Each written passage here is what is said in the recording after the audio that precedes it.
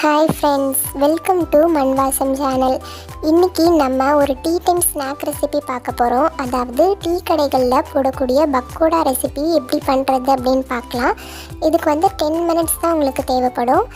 இதுக்கு ஒரு பாத்திரம் எடுத்துக்கோங்க. அதில் 3 பெரிய வெங்காயம் அளவுக்கு நான் எடுத்திருக்கேன். அதாவது 200 கிராம் அளவுக்கு வெங்காயம் எடுத்துக்கோங்க. அதை நீல வாக்கில் நல்லா வெட்டி நல்லா உதிர்த்து சேர்த்துக்கோங்க. கொஞ்சம் வெங்காயம் கொஞ்சம் ஜாஸ்தியாக இருந்தது இந்த பக்கோடா ரொம்ப நல்லாயிருக்கும். இந்த மாதிரி கையாலேயே கொஞ்சம் பிசைஞ்சு விட்டதுக்கப்புறமா இதில் ஒரு சின்ன துண்டு இஞ்சி நல்லா பொடிசாக சேர்த்துக்கலாம். அதே மாதிரி 4 பச்சை மிளகாய் அளவுக்கு எடுத்துக்கோங்க. அதையும் நல்லா பொடிசாக சேர்த்துக்கோங்க. கூடவே 5லேருந்து 6 பல் பூண்டு தட்டி நல்லா சேர்த்துக்கோங்க. அது கூடவே கருவேப்பிலை அதையும் நல்லா பொடிசாக நறுக்கி சேர்த்துக்கலாம். கூடவே கொஞ்சமாக கொத்தமல்லி இலையும் நல்லா பொடிசாக நறுக்கி சேர்த்துக்கோங்க. இப்போது 1 டேபிள் ஸ்பூன் அளவுக்கு பெருஞ்சீரகம் அதாவது சோம்பு சேர்த்துக்கோங்க. அப்போ தான் இது வாசனையாக இருக்கும் இந்த பக்கோடா. இப்போது இதில் காரத்துக்கு தேவையான அளவுக்கு தனி மிளகாய் தூள் சேர்த்துக்கோங்க. இது சேர்த்திங்கன்னா கொஞ்சம் கலர் கொடுக்கும். அது கூடவே 1/4 டீஸ்பூன் அளவுக்கு சோடா மாவு அதாவது சோடா உப்பு சேர்த்துக்கோங்க. கூடவே இதுக்கு தேவையான அளவுக்கு உப்பு சேர்த்துக்கலாம். சேர்த்துட்டு ஃபஸ்ட்டு இதை நல்லா நம்ம பெசரிக்கணும். தண்ணிலாம் எதுவும் சேர்க்க வேணாம். அந்த மசாலாலாம் இந்த வெங்காயத்தில் நல்லா ஊறுற அளவுக்கு நல்லா பிசைஞ்சுக்கணும்.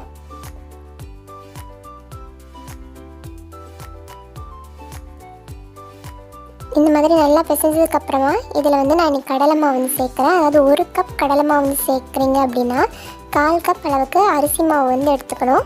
அரிசி மாவு இதுக்கு மேலே நம்ம ஜாஸ்தி சேர்க்க வேணாம். 1 கப் கடலை மாவுக்கு 1/4 கப் அரிசி மாவு கரெக்டாக இருக்கும்.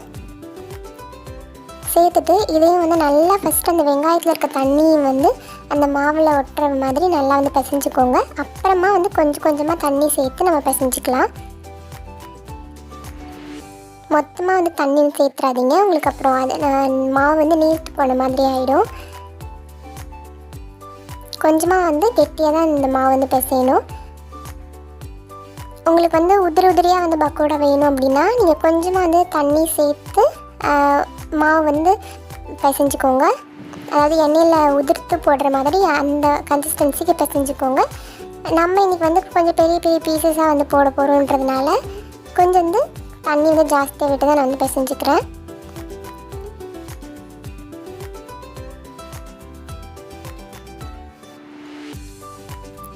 நீங்கள் பெருங்காயம் சேர்த்துக்க விரும்புனீங்கன்னா நீங்கள் கொஞ்சமாக சேர்த்துக்கலாம். நான் இன்றைக்கி பெருங்காயத்தூள் சேர்க்கலை.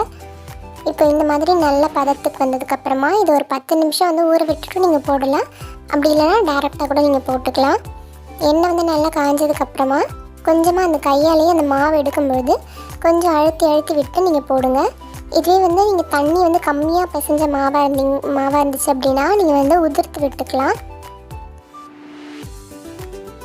இது டீ டைம் ஸ்நாக்காக சாப்பிட்டோம் அப்படின்னா ரொம்ப ரொம்ப சூப்பராக இருக்கும். நம்ம தனி மிளகாய் தூள் சேர்த்துருக்கிறதுனால உங்களுக்கு கலர் கொஞ்சம் ப்ரைட்டாக இருக்கும். அது சேர்க்காமல் பண்ணிங்க அப்படின்னா அந்த டீ கடையில் பண்ணக்கூடிய அதே கலர் உங்களுக்கு கிடைக்கும். நம்ம இன்றைக்கி கொஞ்சம் காரமாக தான் செய்கிறோம்.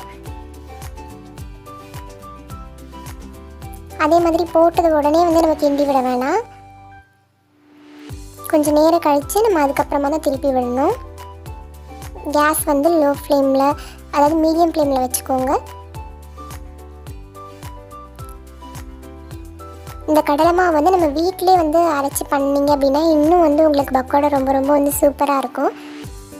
இது நம்ம பண்ணுறது வீட்டில் அரைச்ச மாவு. அதனால் இந்த பக்கோடா ரொம்பவே சூப்பராக தான் இருக்கும்.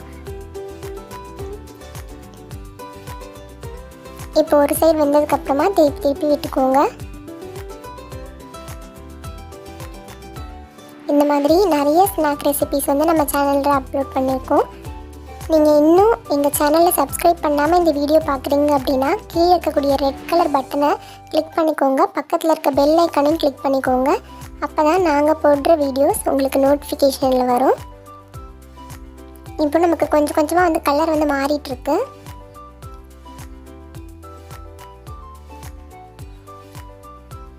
கொஞ்சம் வந்து லைட் ப்ரௌன் ஆகிற அதுக்கப்புறமா நம்ம வந்து எடுத்துக்கலாம். இப்போது நான் வந்து எடுத்துடுறேன். அவ்வளோதான், நமக்கு கரெக்டான கலர் எல்லாமே வந்து வந்துடுச்சு. உங்களுக்கு இது வந்து ரொம்பவே வந்து மொறு மொறுன்னு இருக்கும். இது வந்து செஞ்சுட்டு நம்ம அடுத்த நாள் சாப்பிட்டோம் அப்படின்னா ரொம்ப ரொம்ப வந்து நல்லாயிருக்கும். இந்த மாதிரியே வந்து மிச்சம் இருக்க மாவே நம்ம வந்து பொரிச்சு எடுத்துடலாம்.